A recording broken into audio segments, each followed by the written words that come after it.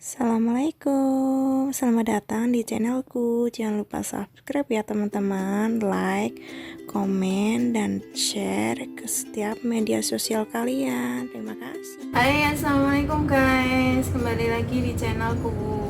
Oke, untuk vlog kali ini ya guys ya, aku pengen share tentang gaji TKW di Taiwan, khususnya yang bekerja di sektor informal. Karena memang kebetulan aku sendiri juga kerja di sektor informal yang kalau disebut tuh kayak PRT gitu. Sebab bukan banyak lagi lah ya, emang banyak banget yang nanya dan yang kepo gitu, maksudnya kayak orang-orang yang di kampung kan, kayak yang di rumah kan nggak tahu ya gitu gaji kita berapa sih. Kadang kayak tetangga suka kepo, gaji Taiwan sebulan tuh segini puluh juta. Daripada kita menebak-nebak dan belum tentu benar, jadi lebih baik di sini aku pengen ngasih tahu gaji PRT khususnya tuh yang kerja informal di Taiwan tuh berapa.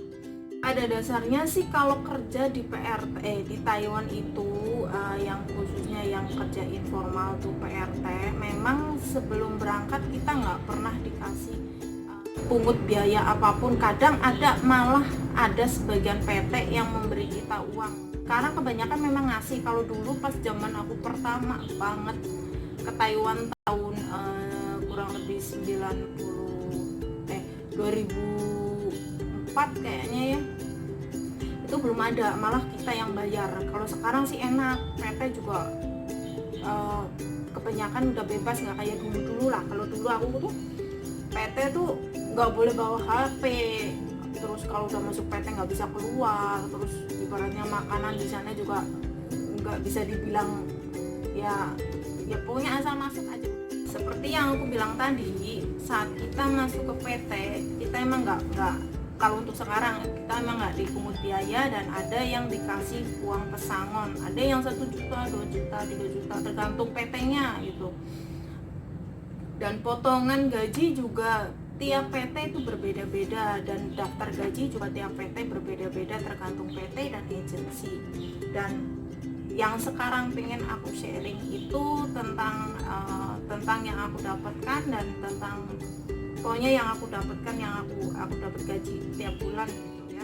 Biaya kita pas masuk ke PT sampai terbang itu kan ada biaya untuk buat paspor lah, untuk medikal lah, terus untuk biaya di penampungan lah. Sampai ke Taiwan itu biasanya kita langsung dijemput sama kaki tangan agent kan, dikumpulin dalam satu tempat. Itu masih semua agent tuh masih masuk dari situ, anak-anaknya, terus langsung dibawa ke medikal. Kita langsung medical check up gitu.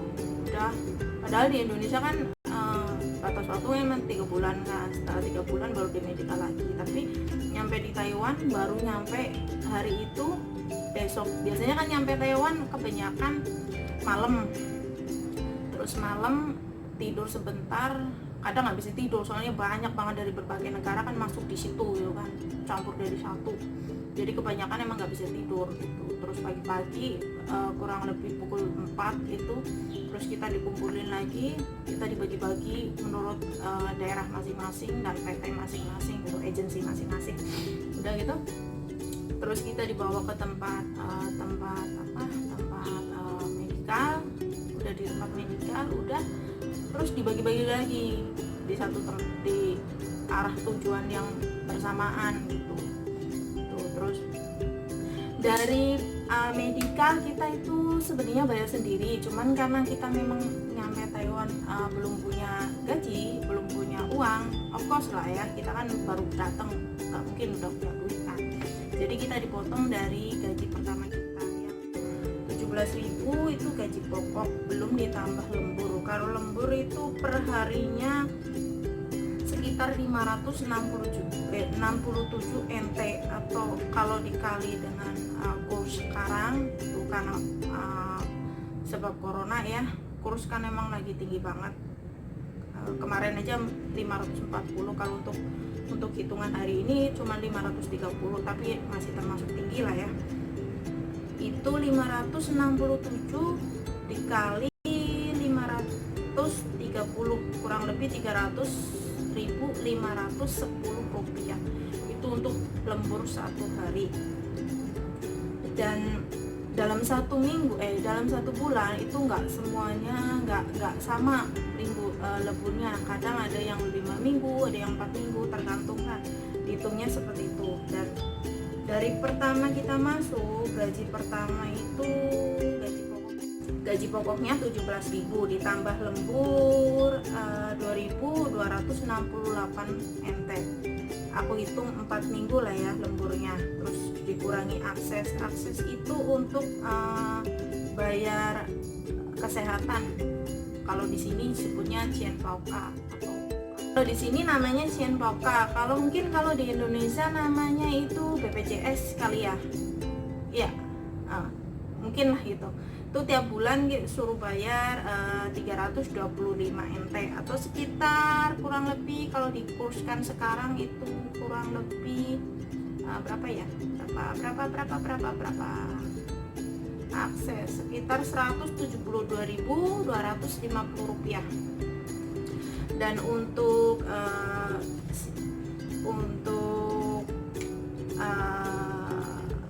bulan pertama, karena memang kita baru datang, terus di potongan untuk buat ARC itu kayak kartu identitas. Kalau di Indonesia mungkin KTP sementara gitu. Dan dipotong dengan untuk medikal yang kurang lebih itu 5.500 kalau dikurskan sekarang itu kurang lebih 2.915.000. Dan tiap bulan memang agensi minta kita untuk membayar mereka kurang lebih 1.800 NT, yang kalau dirupiahkan sekitar 954.000. Terus karena kita datang ke Taiwan itu nggak bayar, alias ngutang. Kita emang datang ke sini kan emang ngutang lah ya gitu, gampangane lah kan emang ngutang gitu. Jadi tiap bulan kita ada potongan gitu, yang 9 bulan, kadang ada yang 7 bulan, ada yang 5 bulan, tergantung PT gitu. Kalau yang aku punya emang potongan 9 bulan. Dan 9 bulan itu untuk bayar per bulannya itu 6.059.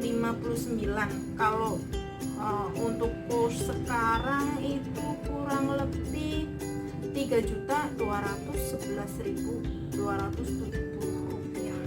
Dan untuk bulan pertama itu setelah dipotong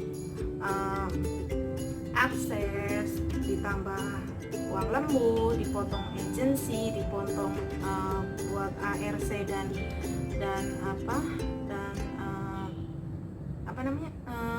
untuk medikal, terus dipotong lagi dengan potongan yang bulanan itu untuk uang, tinggal sisa 5.584. Itu untuk gaji pertama di Taiwan ya. Kurang lebih kalau dikurskan rupiah, kalau untuk saat ini itu tinggal 2.959.520 rupiah. Kadang kan nggak semua majikan atau nggak semua bos itu ngasih fasilitas yang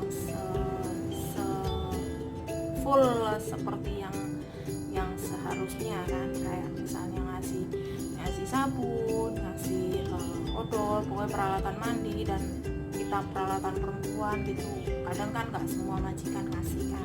Jadi kalau misalnya dengan gaji pertama 2.959.520 atau yang kalau di kurs Taiwan itu 5.584, mungkin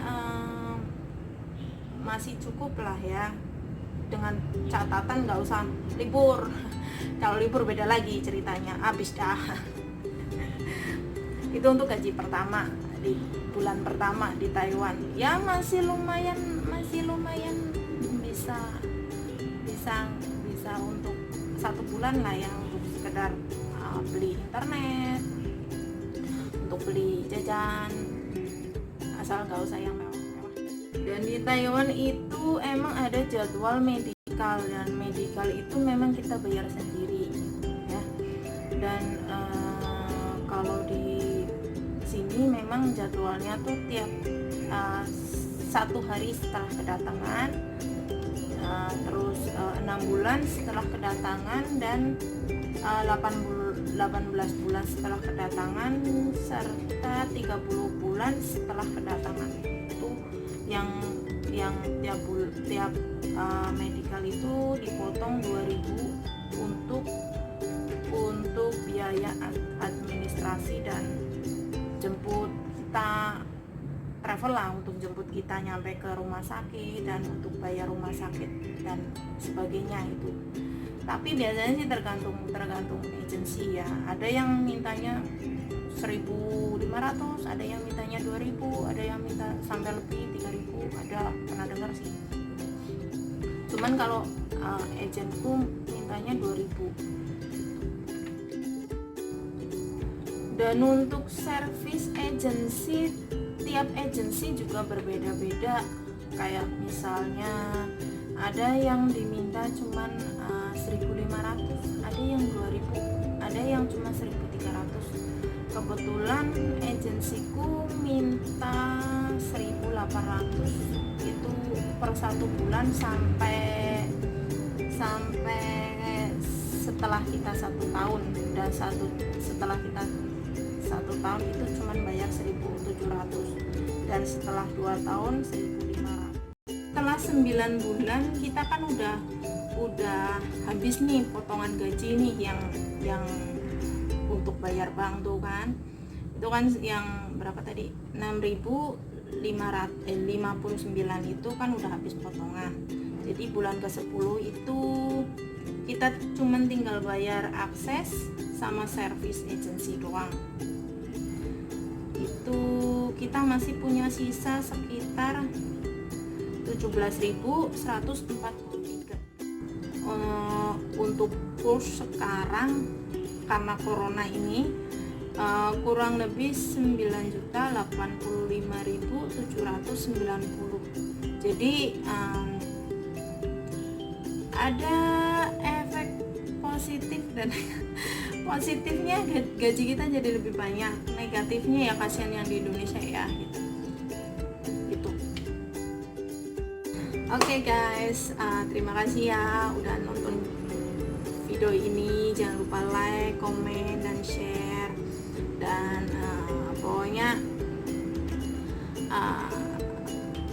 tonton terus lah video-videoku ya, jangan lupa. Oke, jangan kelalen misalnya kesini arep kerja gitu, pokoknya nggak perlu ngelihat gajinya dulu lah, yang penting niatnya dulu gitu. Kalau niatnya kita pengen ibadah, seberapapun gajinya insya Allah cukup. Kalau niatnya cuma ngelihat gaji, ya pasti ngelihat kerjaan kayak gini kayak gitu, pasti ya nggak enak ya. Aku juga dulu banget kerja pertama juga nggak ada enak-enaknya, sama sekali nggak ada enak-enaknya. Sekarang aja yang ibaratnya cuma tinggal duduk, jalan-jalan, ya kalian ngelihatnya lah ya gitu. Cuman kan kalian nggak ngerti di sini gimana. Pokoknya positive thinking aja. Oke, makasih ya guys. Bye bye. Assalamualaikum.